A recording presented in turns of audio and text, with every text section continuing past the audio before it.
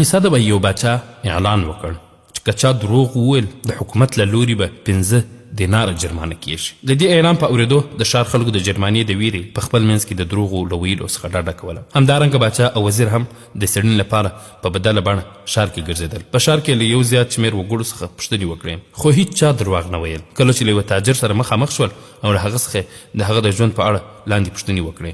پاچا: ستا عمر څو کاله دی؟ تاجر: زما عمر 20 کاله دی. پاچا: ستا څومره دولت؟ تاجر: زما ټول دولت 80,000 دیناره دی. پاچا: څو بچي لرې؟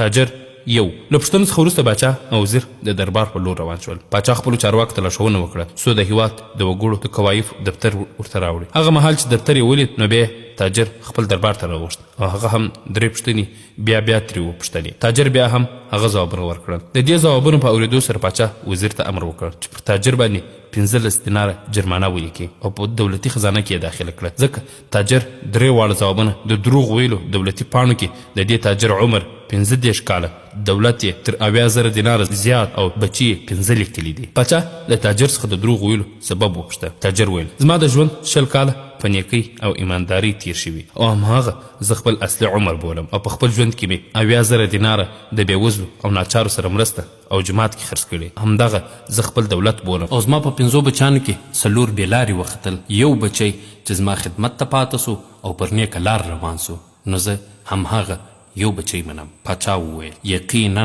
چې تا رښتیا خبره وکړه.